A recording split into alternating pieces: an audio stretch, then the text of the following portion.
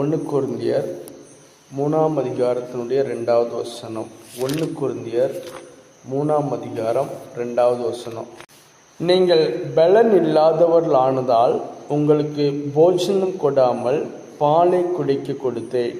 இன்னமும் நீங்கள் மாம்சத்துக்குரியவர்களாய் இருக்கிறபடினால் இப்பொழுதும் உங்களுக்கு பலன் இல்லை. ஹல்லேலூயா, ஹல்லேலூயா. அப்போ இந்த இடத்துல நீங்கள் பலன் இல்லாதவர்களானபடினால் உங்களுக்கு அவர் எனக்கு போஜனம் கொடுக்காமல் பாலை குடிக்க கொடுத்தேன் அப்படின்னு சொல்லி அவர் நினைச்சார். நமக்கு பவுலையா மூலம் ஒரு அழகான ஒரு வார்த்தையை ஆண்டவர் நமக்கு வெளிப்படுத்தி தர்றாரு. அப்போ இந்த வேத பகுதியை நம்ம வாசிக்கும்போது என்ன முன்னாடி நம்ம வாசிக்கிற மேலும் சகோதரே, நான் உங்களை ஆவிக்குரியவர்கள் எண்ணி உங்களுடன் பேசக்கூடாமல் மாமிசத்துக்குரியவர்கள் என்றும் கிறிஸ்துவுக்குள் குழந்தைகள் என்று எண்ணி பேச வேண்டியதாக இருக்கிறது அப்படின்னு சொல்லி நம்ம அங்கே சொல்றார். அப்போ குழந்தைகளுக்கு ஆண்டவர், அதாவது ஒரு பிறந்த குழந்தைக்கு என்ன கொடுப்பாங்க? போச்சனத்தை கொடுக்காம அந்த குழந்தையினுடைய வளர்ச்சி பலன் அப்படிங்கிறக்க என்ன பண்ணும்? குழந்தைக்கு பால், அதாவது தாய்ப்பால் தான் பிரதானமாக நினைச்சுறாங்க. தாய்ப்பாலை கொடுக்கும்போது தான் அந்த குழந்தைக்கு என்ன உண்டாகுது? நோய் எதிர்ப்பு சக்தி, அதுக்குண்டான பலன் எல்லாமே அது பூரணப்படுற ஒரு நிலைமை நம்ம பார்க்குறோம். அதே போல் தாங்க என்ன சொல்கிறார் அவர் பவுலையா நமக்கு என்ன சொல்லணும்னா, உங்களை குழந்தைகளாய் எண்ணி நான் என்ன செய்கிறேன், நான் பேசுகிறேன் அப்படின்னு தான் அவர் சொல்கிறார். அப்போ குழந்தைகளாக இருக்கிற நமக்கு அவர் என்ன செய்யல, நாம் பலன் உள்ளவர்கள் ஆகும்படியாக நமக்கு போஜனத்தை கொடுக்காமல், அதாவது பாலாகிய வேத வசனத்தை அவர் என்ன செய்ய நமக்கு கொடுக்கிறார். எதனால? நான் பலனடையும்படியாக. ஆனாலும் இன்னைக்கு என்ன கிடையாதாம்மா, நீங்கள் எப்படிப்பட்டவராக இருங்க, நீங்கள் உங்களுக்கு பலன் இல்லை அப்படின்னு சொல்லி அவர் சொல்றார். அப்ப ஏன் இந்த நாட்களில் வேத வசனத்தை கேட்கிற ஜனங்களுக்குள்ளே பலனற்று இருக்கிறதான ஒரு அனுபவம், ஏன் ஆசீர்வாதத்தினுடைய குறைபாட்டினுடைய ஒரு அனுபவம்? இன்னைக்கு நம்ம எல்லாருடைய வாழ்க்கையிலும் ஆத்துமாக்கள் வேணும் அப்படின்னு சொல்லி நம்ம வாஞ்சிக்கிற நமக்குள்ள, இப்போ நமக்குள்ள ஒரு மாற்றம் இல்லை ஒரு விடுதலை அடையாதது வரைக்கும் என்ன செய்ய முடியாது. நம்ம ஆத்துமாதயம் செய்வது அது ரொம்ப ஒரு கடினமான ஒரு காரியமாக இருக்கும். ஏதோ ஒரு விதத்தில் இன்னைக்கு சபைக்கு வருகிற ஜனங்கள் கூட என்ன செய்கிறாங்க, ஏதோ ஒரு விதத்தில் அது வியாதியாக இருக்கலாம், கடன் பிரச்சனையாக இருக்கலாம், இப்படிப்பட்ட ஏதோ ஒரு காரியங்களுக்குள்ள அவங்க என்ன செய்கிறாங்க, பலவீனப்பட்டு இருக்கிறதான ஒரு அனுபவத்தை நம்ம இங்கே பார்க்குறோம். அப்போ பலவீனப்பட்டவர்களுக்கு அவர் என்ன செய்கிறார், வசனத்தை கொடுத்து அவர்களை ஆண்டவர் என்ன செய்கிறார், அவர்களை பலப்படுத்துகிறார் அப்படின்னு சொல்லி நம்ம பார்க்குறோம். அப்போ ஏன் எனக்கு இன்னும் பலன் இல்லாமல் போச்சு, என் வாழ்க்கையில் எதனால எனக்கு ஆசீர்வாதங்கள் இல்லாமல் போச்சு அப்படின்னு சொல்லி நம்ம பார்க்கும்போது, அதிலே 3வது வசனத்தை நம்ம வாசிக்கிறோம், பொறாமையும் வாக்குவாதமும் பேதங்களும் உங்களுக்குள்ள இருக்கிறபடியினால் நீங்கள் மாம்சத்துக்குரியவர்களாக இருந்து மனுஷ மார்க்கமாய் இன்னைக்கு நடப்பதுனால. ஹல்லேலூயா, ஹல்லேலூயா. மனுஷ மார்க்கம் அப்படின்னு சொன்னா அதில் என்ன சொல்லியிருக்காங்க அப்படின்னா, பொறாமையும் வாக்குவாதம். இது எதனுடைய, யாருடையது மார்க்கம்? மனுஷனுடையதான மார்க்கம். அப்போ இன்னைக்கு இந்த வேதப்பதியை வாசிக்கும்போது தெளிவாக இருக்கும். இன்னைக்கு சமுதாய கிறிஸ்தவர்கள் யாரை பின்பற்றுகிறார்கள் அப்படிங்கிற ஒரு அடிஸ்தானத்தை இந்த இடத்துல தெளிவாக நம்ம பார்க்க முடியும். அப்போ ஏன் முதலாவது எனக்கு பலன் இல்லை அப்படின்னு சொன்னால், ஒரு அந்த வசனத்திலே தான் நம்ம எடுக்கிறோம். பொறாமை வாக்குவாதங்கள் இருக்கிற இடத்துல என்ன இருக்காங்க, தேவ பலன் இருக்காது. இன்னும் என்ன அப்படின்னு சொன்னால், அநேக ஜனங்கள் இன்னைக்கு என்ன செய்கிறார்கள், கிறிஸ்துவின் மார்க்கத்தை விட்டு விலகி மனுஷ மார்க்கத்துக்குள்ளாக என்ன செய்கிறாங்க, போகிறதான ஒரு நிலைமையை நம்ம அங்கே பார்க்குறோம். ஏன்னு சொன்னால் அதுக்கு 4வது வசனத்தில் இருக்கும், ஒருவன் நான் பவுலை சேர்ந்தவன் என்றும் வேறொருவன் நான் அப்பல்லவை சேர்ந்தவன் என்று சொல்லுகிறபடினால் நீங்கள் மாமிசத்துக்குரியவர்கள். ஹல்லேலூயா, ஹல்லேலூயா. இங்க ஒரு என்ன சொல்றாரு அப்படின்னு சொன்னா, கிறிஸ்து எல்லாவற்றுக்கும் எல்லாமுமாய் ஆண்டவர் நமக்கு இருக்கிறார். நமக்காக ஆண்டவர் என்ன செய்கிறார், நமக்கு நாம் அழிந்து போகக்கூடாது என்பதற்காக, நாம் பலனற்று போகக்கூடாது என்பதற்காக அவர் என்ன செய்கிறார்? நமக்கு அவர் வசனங்களை கொண்டு நம்மை பலப்படுத்துகிறார். ஆனால் பலப்படுத்தப்பட்டவர்கள் என்ன செய்கிறார்கள்? மனுஷ மார்க்கத்தை நம்பி நடக்கிறார்கள் அப்படின்னு சொல்லி நம்ம இந்த இடத்துல என்ன செய்யறோம்? தெளிவாக பார்க்கிறோம். அதான் அவர் என்ன, ஒரு மனுஷன் ஒருத்தன் சொன்னா நான் பவுலை சேர்ந்தவன் என்றும், வேறொருவன் நான் அப்பல்லோவை சேர்ந்தவன் என்று சொல்லுகிறபடினால் நீங்கள் யாரா இருக்கிறீங்க? மாமிசத்துக்குரியவர்கள் அல்லவா என்று சொல்லி அவர் கேட்கிறார். இன்னைக்கு அநேக மனிதர்கள் இன்னைக்கு என்ன செய்றாங்க அப்படின்னு சொன்னா, தெய்வத்தை தேடி தெய்வத்தை மையப்படுத்த வேண்டிய இடங்கள் எல்லாமே மனுஷனை தேடி என்ன செய்கிறார்கள்? மனுஷனை அவர்கள் மையப்படுத்தி வாழ்ந்து கொண்டிருக்கிறதான ஒரு அனுபவத்தை பார்க்கிறோம்.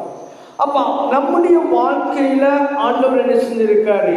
நான் பலனற்று இருக்கிறதான வேளையில, நான் சோர்ந்து இருக்கிற வேளையில, நான் சத்துவமற்று இருக்கிற வேளையில அவர் எனக்கு எதிர் கொடுத்திருக்காரு. நான் பலன் இல்லாத நேரத்துல எனக்கு ஆகாரத்தை கொடுத்து அவரை பலப்படுத்தவில்லை.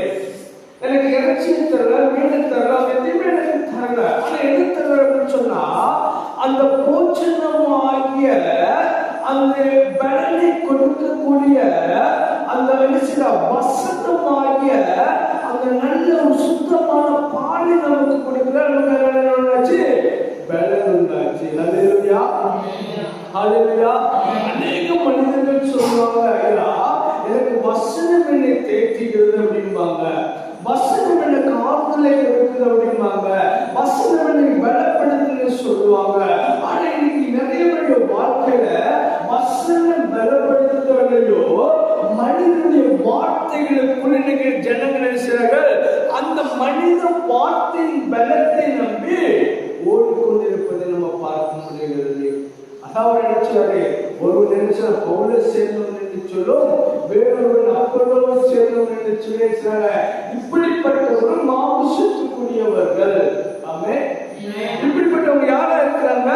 மாமிசத்துக்குரியவர்களா இருக்கிறார்கள். நம்ம ஞாயிற்றுக்கிழமை நேரத்தில் ஒரு நல்ல வசனத்தை வாசிச்சேன் இல்லையா? என்ன செய்யுங்க, உங்களுக்கு உண்டான பிரச்சனைகள் போராட்டங்கள் வருவது முதல் யாருக்கு தெளிவுபடுத்த வேண்டும்? அதை ஆண்டவருக்கு சொல்லிக் கொடுக்க வேண்டும், சொல்ல வேண்டும், சொல்லணுமா பார்த்தோம்.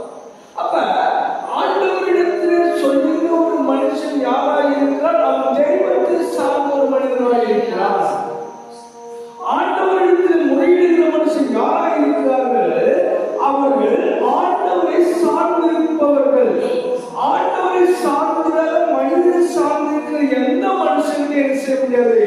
அவர்கள் ஆண்டவரோடு கூட பேச மாட்டார்கள். ஹல்லேலூயா, ஹல்லேலூயா. அப்ப அந்த மாமிசத்துக்குரிய அந்த அனுபவம் எனக்குள்ள இருப்பதனாலதான் இன்னைக்கு தெய்வத்தை மறந்து, தேவனுடைய வார்த்தைகளை மறந்து, தெய்வம் தனக்காக செய்த அற்புதங்கள், அடையாளங்கள் எல்லாவற்றையும் வந்து நினைச்சாங்க. இந்த உலக மனித மார்க்கத்துக்குள்ளாக நடப்பதனால ஆசீர்வாதங்கள் தடையாக இருப்பதை பார்க்கிறோம். ஆமென். ஏன் எனக்கு ஆசீர்வாதம் தடை? முன்னாடி நீ பேசுறாங்க பிரதானம் கிடையாது, முன்னாடி நீ ஜெபிக்கிறார் பிரதானம் கிடையாது. நான் ஆலயத்துக்குள்ள வந்திருக்கிறேன்னு சொன்னா பேசினால் பிரதானம் இல்லைங்க, ஆவியானவருக்குள் நான் எங்களுக்கு இணைந்து கொண்டிருக்கிறேன். வசனம் எனக்குள்ள எப்படி செயல்பட்டு கொண்டிருக்கிறது, அந்த வார்த்தை எனக்கு எந்த அளவுக்கு எனக்கு பிரோஜனப்பட்டிருக்கிறது என்று சொல்லுங்க. அந்த சிந்தையுள்ள மனுஷனால மட்டும்தான் செய்ய முடியும், தெய்வத்தோடு கூட உறவை பலப்படுத்திக் கொள்ள முடியும். ஹல்லேலூயா, ஹல்லேலூயா. இல்லாத பட்சத்தில் என்ன செய்ய முடியாது? ஆண்டவரிடத்துல உறவை பலப்படுத்திக் கொள்ளவே முடியாது. இப்ப இந்த இடத்துல நான் இருக்கிறேன், நான் பேசுறேன் அப்படின்னு சொன்னா என்னிடத்துல இருக்கிறதான அந்த உறவு அல்ல இந்த பிரதானம். ஆண்டவரிடத்துல எனக்கு உண்டான அந்த உறவு எப்படிப்பட்டதா இருக்கிறது? ஒருவேளை நான் இந்த இடத்துல நின்று பேசுவதனால, இந்த இடத்துல வந்து பிரசங்கிக்கிறதுனால என்ன செய்யலாம்? ஒரு தொடர்பு நமக்குள்ள இருந்தாலுமே, ஒரு உறவு நமக்குள்ள இருந்தாலுமே, இதை காட்டிலும் அந்த உறவு நான் யாரிடத்துல வைக்க வேண்டும்? என் தெய்வத்திடத்துல வைக்க வேண்டும். ஹல்லேலூயா, ஹல்லேலூயா. பேசுறது பிரதானம். நிறைய பேர் பேசுகிறதை வைத்து மனிதர்கள்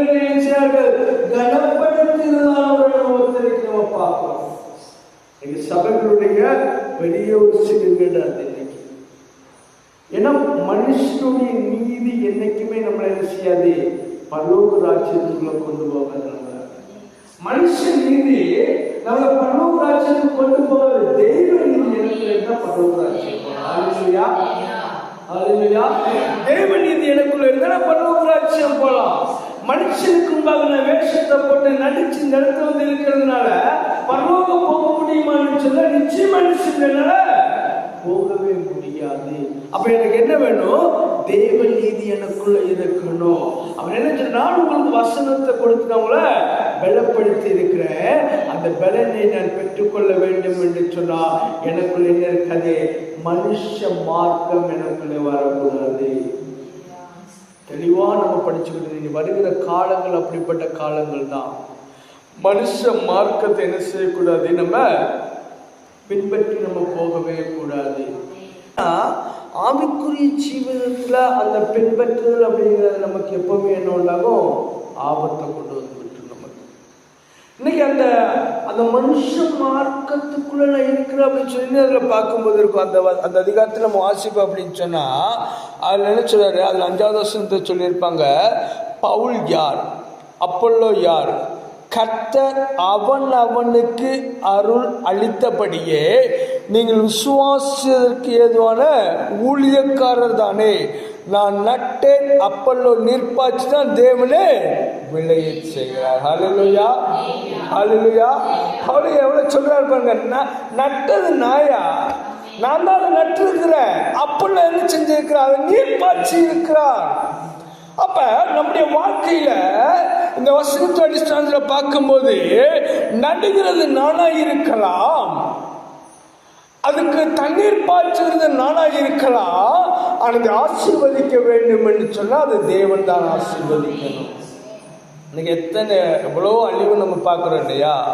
இன்னைக்கு நிறைய அழிவுகளை நம்ம பார்ப்போம். எவ்வளோ நம்ம நினைச்சுவோம், விளைநிலங்கள் நமக்கு இருக்கிற இடத்துல நம்ம அந்த இதெல்லாமோ செஞ்சு பாடுபட்டுக்கிட்டே இருப்போம். ஆனால் சில நேரங்களில் இதுக்கு நமக்கு என்ன இருக்காதுல்ல, பிரோஜனம் பற்றி இருக்கிறதான ஒரு அனுபவம் இருக்கும். நல்லா கஷ்டப்பட்டு இருப்போம், ஆனால் என்ன கிடையாது, ஒரு பிரோஜனம் இருக்காது. என்ன செய்யும், வீணா போகிறதான ஒரு காரியத்தை பார்க்குறோம். ஆனால் இங்கே நம்ம பார்க்கும்போது அவர் என்ன சொல்றாரு, பவுல் அதான் நான் பவுல் நான் நட்டேன், அப்பல்லோ நீர்ப்பாய்ச்சினான், கர்த்தரை விளைய செய்கிறார். அப்ப நான் மனுஷ மார்க்கமாய் நடந்த எனக்கு ஆசீர்வாதம் கிடையாது. மனுஷனுடைய மார்க்கம் என்னை ஆசீர்வாதத்தை கொண்டு போகாது. என் கர்த்தருடைய நடத்துதல என்னை கர்த்தருடைய ஆசீர்வாதமே என்னை என்ன செய்யும், ஒரு நித்தியத்துக்குள்ளாய் நடத்தி கொண்டு போகும்.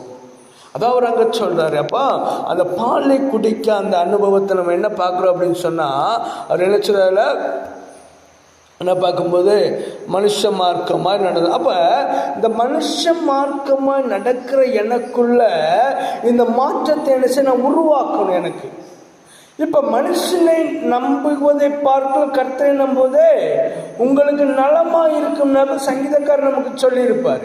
அப்போ இந்த மனுஷ மார்க்கத்தை விட்டு நான் விலக வேணும், அந்த தன்மை எனக்குள்ள வரக்கூடாதுன்னு சொன்ன என்ன செய்யணும் அப்படின்னு சொன்னால், சங்கீதத்தில் 119வது சங்கீதத்தில் அந்த 43வது வசனத்தை வாசிப்போம் அப்படின்னு சொன்னால்,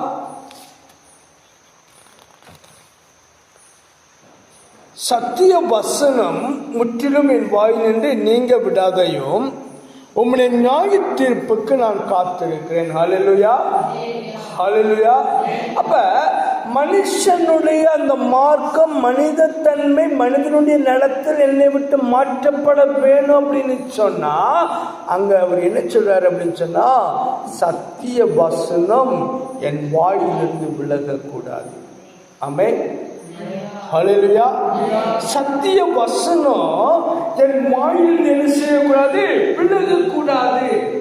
ஏன்னா இந்த வசனம் நினைச்சதுன்னு பலப்படுத்துவதனால சங்கீதக்காரர் நமக்கு தெளிவான காரியத்தை படிச்சு கொடுப்பார். அந்த 150 சங்கீதத்தை நம்ம உட்கார்ந்து பொறுமையா நம்ம வாசிக்கிறோம் அப்படின்னு சொன்னா, அந்த வாசிக்கிற நேரத்திலே அவர் நிறைய காரியங்கள் நமக்கு அவர் பொறுமையா வாசிக்கிறவங்களுக்கு தெளிவாக படிச்சு கொடுப்பார். அப்போ வம்பு பொறாமை இதெல்லாம் இருக்கக்கூடாது இல்லையா. மார்க்கம் அப்படின்னு சொல்லி நம்ம பார்க்கிறோம். அப்ப இந்த மனுஷ மார்க்கம் எனக்குள்ள வரக்கூடாதுன்னு சொன்னா எனக்கு ஆண்டவரால் அருளப்படுகிற அந்த வார்த்தை வசனம் என்ன செய்யக்கூடாது, என் வாயிலிருந்து ஒரு நாள் விலகி போய்விடுறது. இன்னைக்கு வசனம் நம்முடைய இருதயங்களுக்குள்ள இருக்குதா அப்படிங்கிற ஒரு கேள்வி வைக்கிறோம் அப்படின்னு சொன்னா எத்தனை பேருக்கு நான் கேட்கிற அந்த வசனம் இருக்குது? கேட்கிற அந்த வசனங்களை நம்ம அப்படியே சொல்லுவோம், மறந்து போகிறதான ஒரு நிலவரத்தான் உண்டு. அந்த வசனம் என்னுடைய இருதயத்துல வாய்க்கு நீங்காதபடிக்கு அந்த வார்த்தையை ஒவ்வொரு நிமிஷமும் நான் உச்சரித்துக்கிட்டே இருக்கும் போதே அந்த வசனம் என் அப்படியே பிரதிபலிக்க வைக்கும். ஹல்லேலூயா, ஹல்லேலூயா.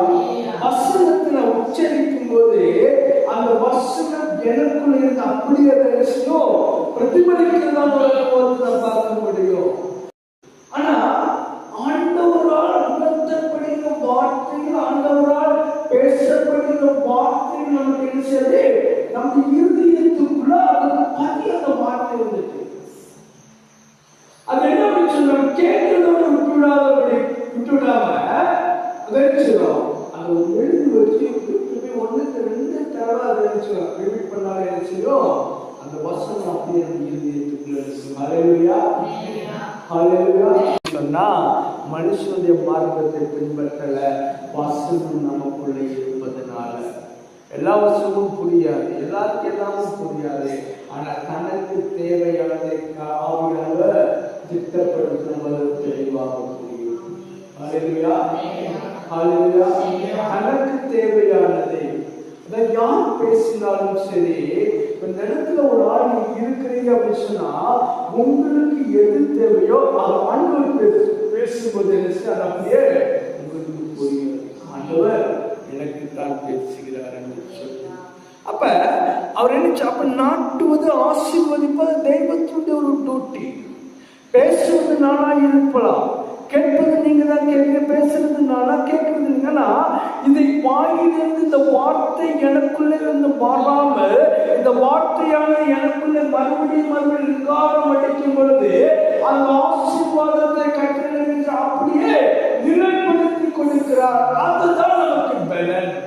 ஹல்லேலூயா, ஹல்லேலூயா. அவருடைய ஆசீர்வாதமான வார்த்தை என்னை தைரியப்படுத்துதா, அதுதான் எனக்கு பலன்.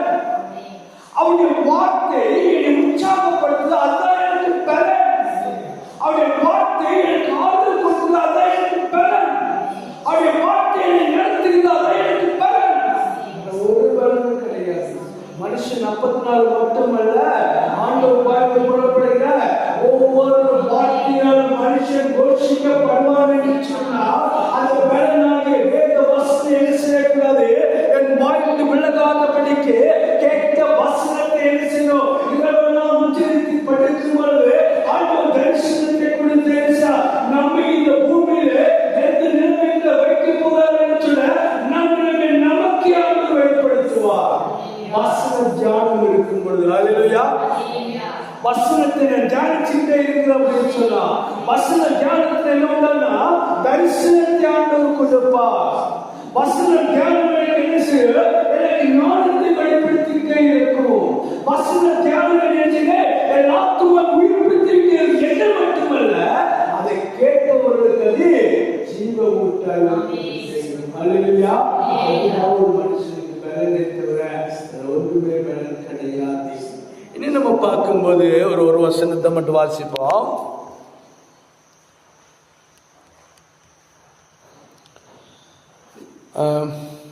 சங்கீதம் 28 7-8. கர்த்தர் என் பலனும் என் கேடகமாய் இருக்கிறார்,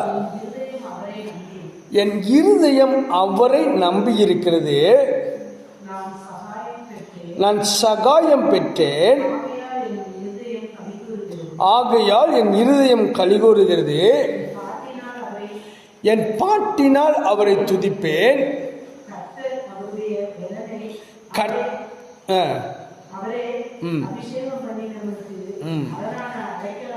போதும். அப்ப அங்கே பலன் அப்படின்னு சொல்லி எது அங்கப்போ கர்த்தருடைய பலன் எனக்குள்ள இருக்கும். கர்த்தரின் பலனும் என் கேடகமாக இருக்கிறார். ஏன் சொன்னால் நான் நம்பி யார் மேல் நம்பி இருக்கிறேன்? மனுஷன் மேல் நம்பல, நான் கர்த்தரை நம்பி இருப்பதனால. அப்போ அதனால நான் சகாயம் பெற்றிருக்கிறேன். நான் பலன் இல்லாத நேரத்தில் நான் அவரை நம்பும் பொழுது அவர் எனக்கு சகாயம் பண்ணுகிறார். அவருடைய சகாயம் எனக்கு இருப்பதனால நான் இன்னைக்கும் என் பாட்டினார் சந்தோஷத்தோட நான் அவரை துதிக்க வந்திருக்கேன். ஹல்லேலூயா, ஹல்லேலூயா. ஒரு மனுஷன் சகாயம் இல்லாம உதவியிட்டு இருக்கிற நேரத்தில் அந்த மனுஷனுக்குள்ள சந்தோஷம் இருக்குமா? நிச்சயமா வராது. ஆனா இங்க என்ன சொல்றாரு ஆண்டவர்? அவர் சங்கீதக்காரர் என்ன சொல்றாரு? கர்த்தர் என் பலனும் என் கேடகமா இருக்க, என் இருதயம் அவரை நம்பி இருக்கிறது, நான் சகாயம் பெற்றேன். அதனால நான் என்ன என் இருதயம் கனி கூர்ந்து என் பாட்டினால் அவரை துதித்து கொண்டே இருக்கிறேன். ஹல்லேலூயா. அவரால் சகாயம் பெற்ற மனுஷன் அவரை துதிப்பவர்களாக இருப்பார்கள். அடுத்து என்ன பார்த்தோம்? கர்த்தர் அவருடைய பலன், அவரே தாம் அபிஷேகம் பண்ணினவனுக்கு அரணான அடைக்கலமா இருக்கிறார். ஹல்லேலூயா. அவர் நினைச்சாரம்மா நமக்கு நினைச்சா அரணான அடைக்கலமா இருக்கிற ஆண்டவர். ஏன்னு சொன்னா எனக்கு அவர் வசனத்தை கொடுத்திருக்காரு, அவ்வளவுதான். எனக்கு அபிஷேகத்தை தர்றாரு. என் வசனத்தினால எனக்கு பலத்தை ஆண்டவர் தான் சொன்னேன். தைரியத்தை தர்றாரு, ஆறுதலை தர்றாரு, போதனையை தர்றாரு. தெளிவா நமக்கு என்ன செய்யறாரு? என்னென்னலாம் கேட்குறோமோ எல்லாவற்றையும் ஆண்டவர் தர்றாருன்னு சொன்னா அது எதுனால? அவருடைய பலன் எனக்கு வேண்டும் என்பதனால மட்டும்தான். பலன் வேணான்னு சொல்றவங்களுக்கு ஆண்டவர் எதையுமே இதெல்லாம் கொடுக்க மாட்டாரு. ஏன்னா அவருடைய உன் மன விருப்பத்தை தான் நிறைவேற்றுவான்னு தான் ஆண்டவர் சொல்லிருக்காரு. தவிர நீ கேட்டதெல்லாம் நான் கொடுப்பேன்னு எல்லாம் கிடையாது. மன விருப்பம், அதாவது எது நமக்கு தேவையோ அதை ஆண்டவர் நிச்சயமாக நமக்கு தருவார். அதுக்காக நம்ம கலங்க வேண்டியதில்லை, பிரயாசப்பட வேண்டியதில்லை, வேதனைப்பட ஒன்றும் பட வேண்டியதே கிடையாது. எனக்கு வைத்ததை குறித்த நேரத்தில் ஆண்டவர் எனக்கு ஜெயமாக தந்து கொண்டே இருப்பார். அதான் போலியா சொல்லிட்டேன். நீங்கள் என்ன செய்யுங்க, மனுஷ மார்க்கத்தை மட்டும் பின்பற்றி நடக்கக்கூடாது. இன்னைக்கு அநேக ஜீவிதம் தான் போய்கிட்டு இருக்கு. இன்னைக்கு குடும்பங்களுக்குள்ள ஆசீர்வாதம் உண்டாகும். ஹல்லேலூயா. நான் நம்புகிறது என்னுடைய பலன் கர்த்தர் தான், என்னுடைய ஆரோக்கியம் கர்த்தர், என்னுடைய ஐஸ்வர்யம் கர்த்தர், எனக்கு உண்டான எல்லாவற்றையும் கர்த்தர் தான் கொடுத்தார் என்று சொல்கிறேன். அந்த விசுவாச நிச்சயம் எந்த குடும்பங்களுக்குள்ளே உருவாகுதோ அந்த குடும்பத்தில் என்னென்ன நன்மைகள் வேண்டும் என்று சொல்லி வாஞ்சிக்கிறார்களோ அந்த நன்மைகளை கொடுக்க கர்த்தர் சித்தமுள்ளவராயிருக்கிறார்.